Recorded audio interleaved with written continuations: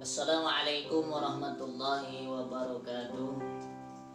A'udzu billahi minasyaitonir rajim. Bismillahirrahmanirrahim.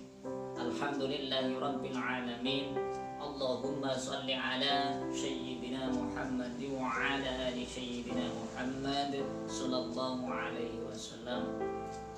Sahabat yang selalu dirahmati oleh Allah Subhanahu wa taala, marilah kita senantiasa bersyukur kehadirat Allah Subhanahu wa taala yang selalu memberikan nikmat fitrah dan sababinya kepada kita semua. Shalawat serta salam semoga selalu terlimpahkan kepada junjungan kita Sayyidina Nabiyullah Muhammad sallallahu alaihi wasallam.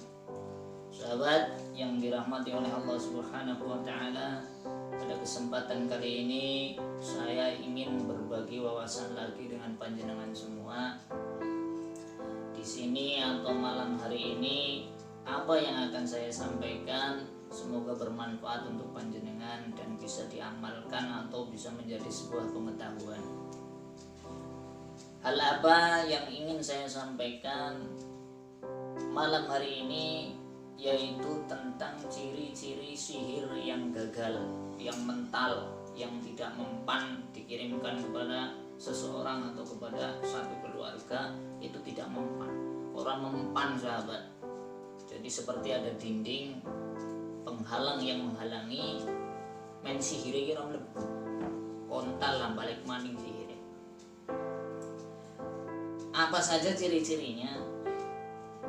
Jika sihir yang gagal itu biasanya apa yang akan terjadi? Yang terjadi biasanya diberikan tanda itu di lingkup rumah kita atau sekitar rumah kita. Bukan serangan yang masuk, tapi itu adalah ciri-ciri rumah yang bekas diserang sihir tapi gagal, atau mental, kontal, orang lebu, orang kuat, sihire. Karena mungkin si pemilik rumah atau penghuni rumah lebih banyak mengamalkan benteng diri, memohon agar Allah selalu membentengi, biasanya dengan berbanyak zikir, selalu berpuasa sunnah, Senin Kamis, selalu mengamalkan Al-Quran. Apalagi kalau orang itu lebih banyak melakukan sedekah. Nah, sedekah yang baik ya sahabat, itu bisa digambarkan oleh banyak ulama ya. Sedekah yang baik itu biasanya digandengi dengan tidak adanya riya ya, tapi dengan keikhlasan, tidak ada orang yang tahu. Cara wong Jawa niki tangan aweh, tangan kiwe orang ngerti, orang weruh ya. Itu sedekah yang lebih baik. Ibaratnya memberikan tapi tidak perlu wer-weran. Untuk memberikan sedekah itu nggak perlu dicatat ya, karena Allah dan malaikatnya sudah mengetahui tanpa kita catat pun ya.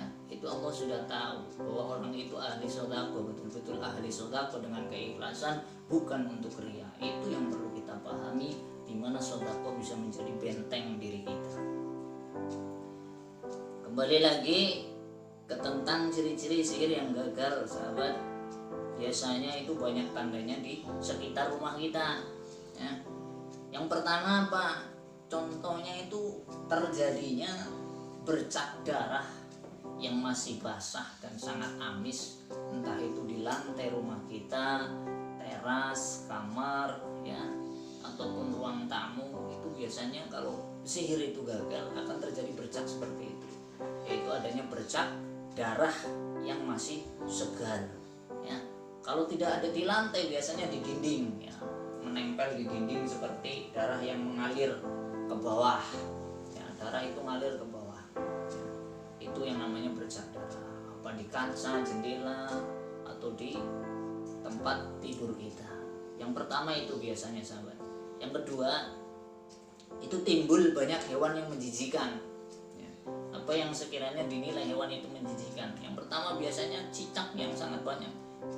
Ada cicak, tapi tidak selazimnya cicak itu ada di satu rumah. Kalau ada cicak di satu rumah itu biasanya kan 1, 2, atau 3 lah, paling banyak ya mungkin 10. Tapi ini bahkan lebih dari ratusan cicak yang selalu muncul di rumah itu ya. Itu biasanya satu tanda cicak itu hewan yang menjijikan ya. semprot bae tiba gejo patenilah iku. Adanya cicak, terus apa lagi kecoa. Kecoa sahabat. Kalau kata orang Jawa ke coro lah. Iya, sing tembangan ya coro radus kene meling. Kalau manusia yang nggak mandi nggak mungkin meling sahabat. Ya, malah bau putuk. Contohnya coro, biarpun nggak mandi meling tapi kan baunya langu. Baunya tidak enak. Kutu busuk, selain coro atau kecoa itu kutu busuk. Contohnya kelabang, jenis kutu busuk lah, seperti kelabang, banyak renang, ya, adanya seperti apalagi masih banyak lah pokoknya hewan-hewan yang menjijikan. Yang ketiga, tanah berserakan di teras rumah atau di halaman rumah, ya, yang mungkin lebih banyak berbau, ya, atau mungkin tanah itu berbau busuk atau berbau harum. Biasanya ada tanah yang berserakan, entah itu tanah seperti debu ataupun tanah yang basah yang menggumpal. Itu biasanya ciri-ciri sihir yang tidak mempan atau sihir yang nendang. Yang keempat, air yang luber, entah itu dari bak mandi, entah itu dari kebocoran pipa yang secara tidak sengaja kita tahu bahwa kebocorannya itu bukan kebocoran kecil, tapi seperti adanya letusan di pipa tersebut, ya, pecah pipanya, tapi dengan kepecahan yang luar biasa akhirnya menimbulkan kebocoran yang sangat deras. Kenapa? Sihir itu punya kekuatan energi hitam yang cukup kuat, ya, sehingga tatkala sihir itu menyerang ke satu rumah biasanya akan timbul satu bunyi seperti letusan petasan, dar. Itu satu bukti. Kalau tidak tidak di genteng rumah kita, biasanya di jendela, dar, kacanya terus bergetar semua. Itu sebagai cirinya di mana sihir itu datang. Untuk yang kelima itu biasanya ada bunga yang berserakan.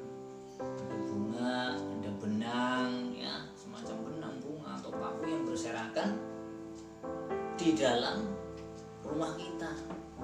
Contohnya di kamar mandi ataupun di kamar kita. Padahal kita tahu bahwa tidak mungkin ada orang bisa melemparkan bunga-bunga tersebut atau paku tersebut, benang tersebut ke dalam rumah kita. Padahal rumah kita terkunci dengan rapat, jendela ataupun apa terkunci dengan rapat. Tetapi di dalam rumah kita ada bunga yang berserakan, ada benang, ada semacamnya alat-alat sihir yang biasa dikirimkan.